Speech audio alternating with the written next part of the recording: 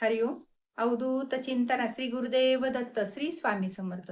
Religious काकू या आपल्या चॅनलवर तुमचे मनापासून स्वागत करते आणि व्हिडिओला सुरुवात करते. तुम्ही या चॅनलवर नवीन असाल तर लाईक, शेअर आणि सबस्क्राईब करायला विसरू नका.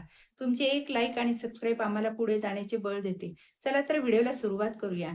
हे अधिक मास म्हणजे हा खूप श्रेष्ठ महिना मानला जातो. तो 17 मे 2026 ते 15 जून 2026 यापर्यंत असणार आहे.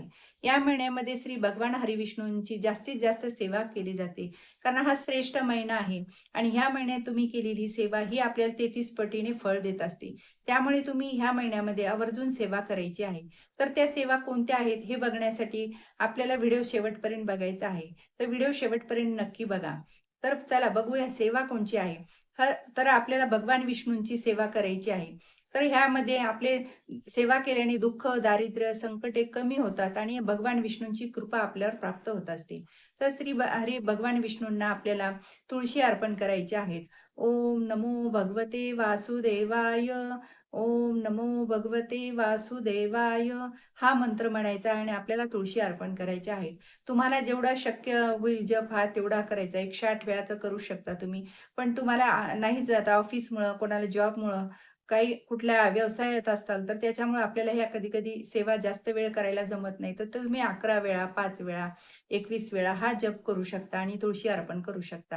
ही छोटी सेवा आहे, तर तुम्हाला ही आवर्जून सेवा करायची आहे आणि ह्या सेवेने आपल्याला भगवान हरिविष्णूंची खूप कृपा प्राप्त होणार आहे. त्यामुळे ही सेवा आवर्जून करा आणि तुम्हाला आपल्याला म्हणजे विष्णू सहस्त्रनाम ही सुद्धा सेवा करायची आहे. विष्णू सहस्त्रनाम आपल्याला म्हणायचे, तेव्हा आपल्याला एक-एक अक्षदा म्हणजे विष्णूंच्या मूर्तीवर अर्पण करायच्या आहेत. आधी फूल अर्पण करा, नंतर हे अक्षदा अर्पण करा आणि विष्णू सहस्त्रनाम तुम्हाला जर असा म्हणायला अवघड जात असेल, तर मोबाईलवर लावून तुम्ही हे अक्षदा अर्पण करू शकता. आणि व्यंकटेश स्तोत्र.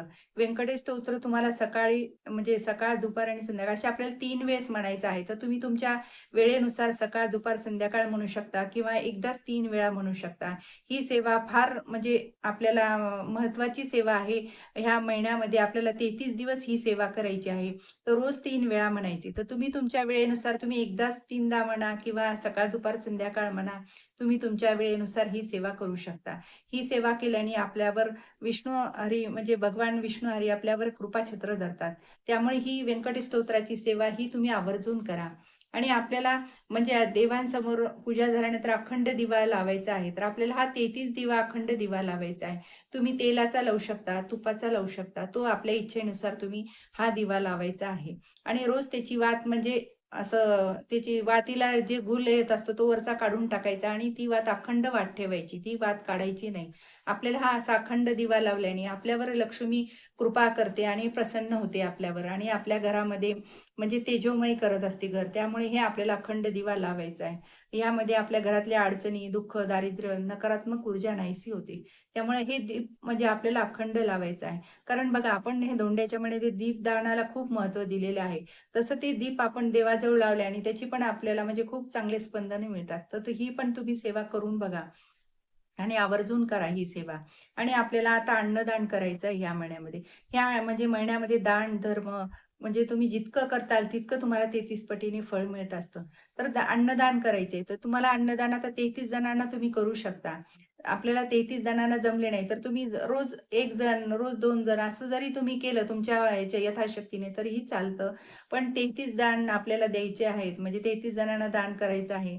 तर तुम्ही जास्तही केले तर खूपच चांगलं. पण तुम्हाला यथाशक्ती जितकं दान करता येईल तितकं करा. अन्नदान झालं तर ठीक आहे.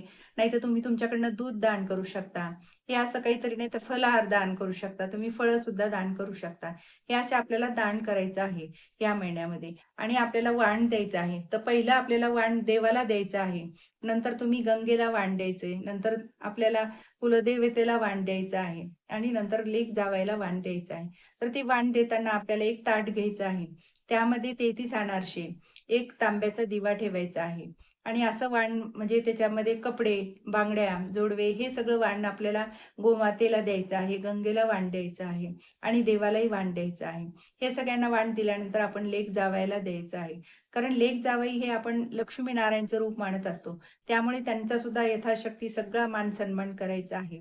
त्यांना पण आपल्याला ताट द्यायचं आहे. ताटामध्ये 33 अनारसे, तांब्याचा दिवा आणि त्यांच्या म्हणजे आहेर, लेकीला सुद्धा साडी, आपले जोडवे, बांगड्या आणि तिला ओटी भरायची आहे तिची. कारण ती लक्ष्मीचं रूप आहे. त्याच्यामुळे आपण यथाशक्ती आणि आपला मान-सन्मान हा केला तर आपल्याला सुद्धा लक्ष्मी प्राप्त होत असते. तुम्ही असं हे सगळं करून त्यांच्या हातात हे वाण द्यायचं आहे. ही पूर्वी प्रथाच म्हणजे वाण द्यायची आहे लेक जावयाला.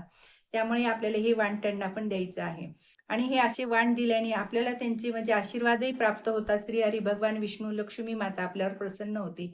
आणि घरामध्ये भरभराटी येते, ऐश्वर्य लागते. तर अशा प्रकारे आपल्याला हे वाण द्यायचे आहे आणि ह्या सेवा पण करायच्या आहेत. तर तुम्ही आता 33 मुलींना, छोट्या-छोट्या मुलींना सुद्धा तुम्ही कुमारिका म्हणून त्यांना 33 जणींना बांगड्या, 33 जणींना समजा फ्रॉक वगैरे असे तुम्ही हे छोटे सेवा ह्या सुद्धा करू शकता. तुम्हाला जितकं ह्या महिन्यात करता येईल दान, तितकं तुम्ही करा. त्याचं तुम्हाला पुण्य अधिक फळेनं मिळणारच आहे. तर ही सेवा करून बघा. नक्कीच तुम्हाला याचा फायदाही होईल आणि भगवान श्री हरी विष्णू, लक्ष्मी माता आपल्यावर कृपाछत्र धरतील आणि आपल्याला कृपा आशीर्वाद देतील.